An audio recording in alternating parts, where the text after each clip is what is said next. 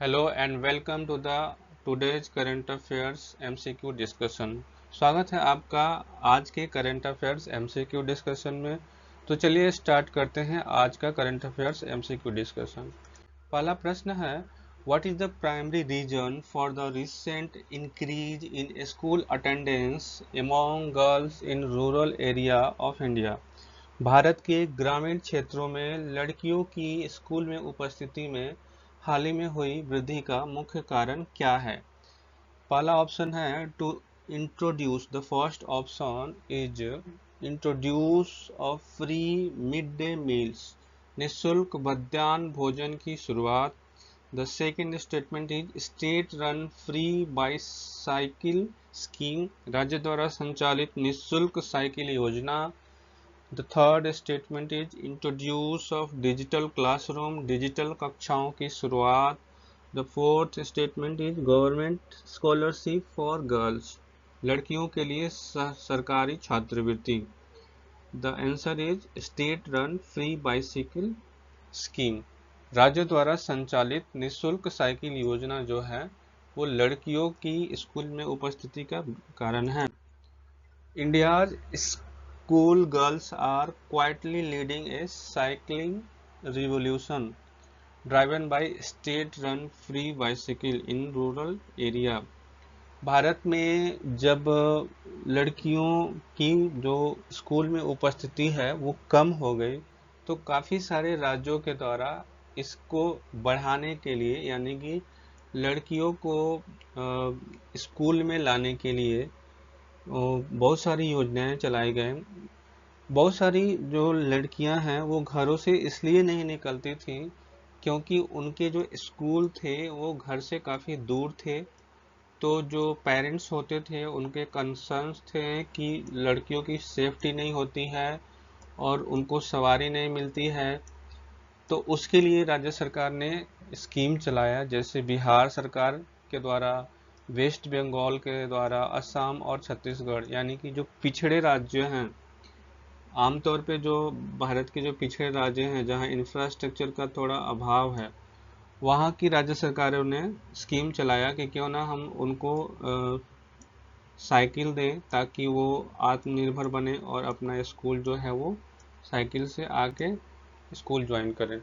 और इस स्कीम में काफ़ी जो है लाभ हुआ और लड़कियों की उपस्थिति अचानक जो है वो एजुकेशन और स्कूल्स में बढ़ गई। इसका इसका जो साइकिल रिवॉल्यूशन है, इसका जो बेनिफिट है, स्कूल अटेंडेंस में वृद्धि हो गई, लड़कियां रेगुलरली स्कूल आने लगी, reduce drop out rate, fewer girls are dropping out of school, जो स्कूल नहीं आती थी लड़कियां उनमें कमी हो गई, एम्पावरमेंट हुआ, enhance confidence and mobility for girls. पहले वे सभी गर्ल्स मतलब लड़कियां जो घर से निकलने के लिए उनको मनाही था या घर से निकलने में उनको संकोच होता था, आत्मविश्वास की कमी थी, उनमें एम्पावरमेंट हुआ, यानी कि वो अब कॉन्फिडेंस हो गई कि मैं भी अकेले जा सकती हूँ स्कूल और अदर जगह भी आदमी जा सकता है। ठीक है। जेंडर गैप रिडक्शन हुआ, जो साइकिल स्कीम है उसके लागू होने के बाद जो ग्रामीण स्तर पे लड़कियां हैं वो आपको उनका जो स्कूल जाने का सिलसिला है उसमें काफ़ी बढ़ोतरी हुई, और जो जेंडर गैप है कि सिर्फ लड़के पढ़ सकते हैं उसमें कमी देखी गई। एजुकेशनल एक्सेस मिला, improve access to educational in rural area, ग्रामीण क्षेत्रों में जो लड़कियों की भागीदारी बढ़ने से उनको शिक्षा का विस्तार हुआ और उनमें भी शिक्षा की अलग जगने लगी।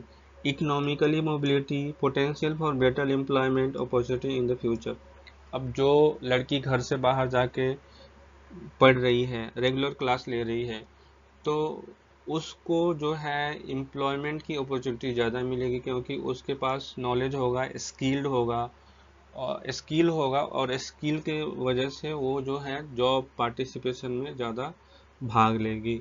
सोशल चेंज होगा, महिलाएं जब जागरूक होंगी, जेंडर रोल्स जो है उसको थोड़ा चेंज होगा। जो नॉर्मल सोसाइटी का जो माइंडसेट है कि लड़कियां सिर्फ घर पे रहती हैं, तो उस माइंडसेट में चेंज आएगा। ठीक है, तो ये सारे सुधार हुए साइकिल योजना से। अगला प्रश्न है कि what is the unique about Eri silk that has earned it the Oeko-Tex certification. Eri silk में ऐसा क्या अनोखा है कि इसे ओकोटेक्स प्रमाणन प्राप्त हुआ है? The first option is it is the most expensive type of silk in India. यह भारत में सबसे महंगा रेशम है। The second option is it requires special chemical treatment to be women. इसे बुनने के लिए विशेष रासायनिक उपचार की आवश्यकता होती है। The third statement is it is produced using genetically modified silkworm. इसे आनुवांशिक रूप से संशोधित रेशम के कीड़ों का उपयोग करके बनाया जाता है। The fourth statement is it is the only silk that allow the moth to exit the cocoon naturally, making it vegan. यह एकमात्र ऐसा रेशम है जो कीट को प्राकृतिक रूप से कोकोन से बाहर निकलने की अनुमति देता है, इससे यह शाकाहारी बन जाता है। तो option number D is the right answer. यह एकमात्र ऐसा रेशम है जो कीट को प्राकृतिक रूप से कोकोन से बाहर निकलने की अनुमति देता है, जिससे यह शाकाहारी बन जाता है। इसकी व्याख्या देखते हैं। The North Eastern Handicrafts and Handloom Development Corporation, यानी कि NEHDC, North Eastern Handicrafts and Handloom Development Corporation has achieved the Oeko-Tex certification for Eri silk, the world's only vegan silk. ये जो विश्व की पहली यानी कि केवल ओनली विश्व की केवल एक सिल्क है जो कि वेगन है, यानी कि शुद्ध शाकाहारी है। ये जो सर्टिफिकेट है वो आपको जर्मनी के द्वारा दिया गया है, जो कि हाईलाइट करता है ethical and eco friendly production process को, where the moth naturally exist the cocoon। जो सिल्क है, जो उसमें से ऊन निकलता है, रुई जो उसको बोला जाता है, वो नेचुरली निकलता है, और अदर सिल्क के जो टाइप होते हैं वहाँ जो है मोथ जो है वो किल्ड करके निकाला जाता है। The Oeko-Tex certification confirms that Eri silk is free from harmful substance and produced under environmental friendly condition। यानी कि जो ओकोटेक्स सर्टिफिकेशन जो है, यानी कि इस सर्टिफिकेशन का मतलब हुआ, इस सर्टिफिकेशन को मिलने का मतलब हुआ कि जो ये सिल्क है, इस सिल्क में जो है आपको, इस सिल्क में जो है कोई भी हार्मफुल सब्सटेंस नहीं मिलाया गया है, और ये प्राकृतिक रूप से पूर्णतः प्राकृतिक कंडीशन में इसका निर्माण हुआ है। ठीक है, इसके बाद जो ये GI टैग है, इसको GI टैग मिला है। एरी सिल्क जो है उसको GI टैग मिला हुआ है, और ये आसाम का प्रोडक्ट है, एंड ये जो है आसाम का प्रोडक्ट है। तो ये थी एरी सिल्क के बारे में, जिसको ओकोटेक्स सर्टिफिकेशन मिला है किसके द्वारा? तो जर्मनी के द्वारा। ठीक है, याद रखिएगा, जर्मनी के द्वारा। और ये वर्ल्ड का पहला ओनली वेगन सिल्क है, ओनली वेगन सिल्क है। ठीक है, अगला प्रश्न है who is responsible for filling a first information report in cases of violence against healthcare workers according to the new directive।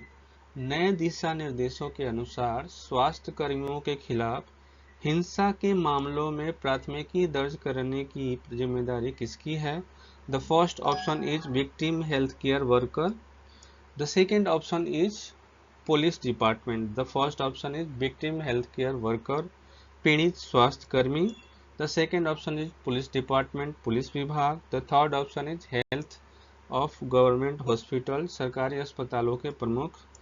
The fourth option is Union health Ministry, केंद्रीय स्वास्थ्य मंत्रालय। तो the option is C is the right answer, head of government hospital, सरकारी अस्पतालों के प्रमुखों की जिम्मेवारी बनती है।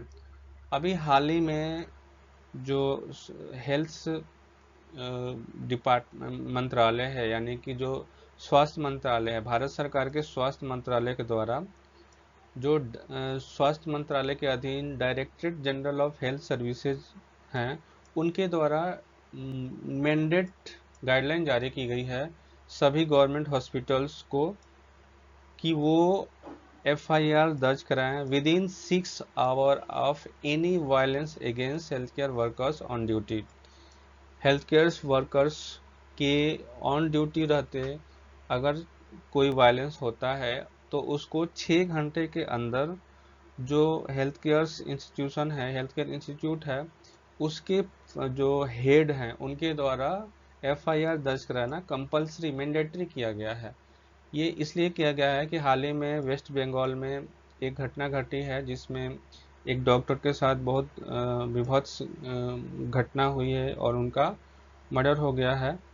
तो उस संदर्भ में स्वास्थ्य मंत्रालय के director general of health services के द्वारा जो है वो गाइडलाइन जारी की गई है और ये आपको इमीडिएट एक्शन को लेने के लिए इसको जारी किया गया है जो कि वायलेंस होता है। ठीक है, ये आपको हॉस्पिटल हेड की रिस्पॉन्सिबिलिटी बनती है कि वो इनिशियली प्रोसीडिंग को स्टार्ट कराएं और हेल्थ केयर वर्कर्स को सपोर्ट करें, उनका सुरक्षा करें। ठीक है, अगला प्रश्न है which of the following statements regarding the filling of a first information report in India are correct. भारत में प्रथम सूचना रिपोर्ट दर्ज करने के संबंध में निम्नलिखित में से कौन सा कथन सही है? The first option is an FIR is a written document prepared by the police when they received information about the commission of a cognizable offense। FIR एक लिखित दस्तावेज है जिसे पुलिस द्वारा तब तैयार किया जाता है जब उन्हें किसी संज्ञेय अपराध के बारे में सूचना मिलती है। याद रखिएगा, संज्ञेय अपराध के बारे में। ठीक है, cognizable offence, cognizable offence. The second option is the public health is a central subject and there is a specific central law for preventing violence against healthcare worker। दूसरा ऑप्शन कहता है सार्वजनिक स्वास्थ्य एक केंद्रीय विषय है और स्वास्थ्य सेवा कर्मियों के खिलाफ हिंसा को रोकने के लिए एक विशिष्ट केंद्रीय कानून है। The third option is the FIR must be filed by the police within 6 hours of any violence against healthcare workers on duty। Duty पर मौजूद स्वास्थ्य कर्मी सेवा कर्मियों के खिलाफ किसी भी हिंसा के 6 घंटे के भीतर पुलिस द्वारा FIR दर्ज की जानी चाहिए। Select the correct answer using the code given below. नीचे दिए गए कोड का उपयोग करके सही उत्तर चुने। The right answer is 1 and C, यानी कि बी। बी जो है इसका सही आंसर है, यानी कि 1 सही है एंड सी 3 सही है, 2 जो है वो गलत है। इसकी व्याख्या देखते हैं। Statement 1 is correct. FIR is written document prepared by police upon receiving information about a cognizable offence. संज्ञेय अपराध के लिए जो है पुलिस के द्वारा FIR दर्ज किया जाता है। ठीक है, statement 3 is incorrect. As per the directive from union health ministry the required FIR to be filled within 6 hour of any violence against health care workers on duty. तो ये जो है करेक्ट, इनकरेक्ट नहीं है, correct है, यानी कि statement 3 और 1 जो है वो सही है। 2 क्यों गलत है? तो public health is a state subject, public health is a state subject. तो याद रखिएगा कि जो स्वास्थ्य है, लोक स्वास्थ्य जो है वो राज्य सूची का विषय है and there is no specific central law for preventing violence against health care worker. Health care workers के अगेंस्ट जो वायलेंस जो है, नो स्पेसिफिक सेंट्रल लॉ, कोई भी कानून नहीं है जो कि वायलेंस को रोकने के लिए बनाया गया हो। ठीक है, the next question is What is the primary purpose of Bhavishya software introduced by the Department of Pension and Pensioners Welfare DOPPW? Pension और पेंशनभोगी कल्याण विभाग द्वारा प्रस्तुत भविष्य सॉफ्टवेयर का प्राथमिक उद्देश्य क्या है? The first option is to streamline tax filing for government employee. सरकारी कर्मचारियों के लिए कर दाखिल करने की प्रक्रिया को सरल करना. The second option is to provide a platform for filing complaints against government service. सरकारी सेवाओं के विरुद्ध शिकायत दर्ज करने के लिए एक मंच प्रदान करना. The third option is to manage the recruitment process for government jobs. सरकारी नौकरियों के लिए भर्ती प्रक्रिया का प्रबंधन करना. The fourth option is to automate and streamline the pension processing system for central government employ. केंद्र सरकार के कर्मचारियों के लिए पेंशन प्रसंस्करण प्रणाली को स्वचालित और सरल बनाना. तो the right option is D. ठीक है, व्याख्या देखते हैं. Department of Pension and Pensioners Welfare introduce Bhavishya centralize processing pension processing software. तो भविष्य क्या है? एक सॉफ्टवेयर है जो पेंशन प्रोसेसिंग सॉफ्टवेयर है. ये आपको क्या करेगा? Address delay, error, financial losses in pension processing for central government employ. जो केंद्र सरकार के कर्मी हैं उनका जो पेंशन्स है उनमें जो देरी होती है, उसमें कुछ गलती हो जाता है, उसमें जो लॉसेज होते हैं उसको टैकल्स करने के लिए जो DOPPW डिपार्टमेंट है वेलफेयर, उन्होंने भविष्य सॉफ्टवेयर लॉन्च किया है. और ये सॉफ्टवेयर जो है 99 मंत्रालयों को इंटीग्रेट करता है, 110 ऑफिसेज को शामिल करता है और 2,50,845 पेंशन पेमेंट ऑर्डर को इसके द्वारा शामिल किया गया है अगस्त 2024 तक. भविष्य स्ट्रीमलाइन पेंशन प्रोसेस जो है वो auto registering retire enforcing streamline and providing transparency and accountability.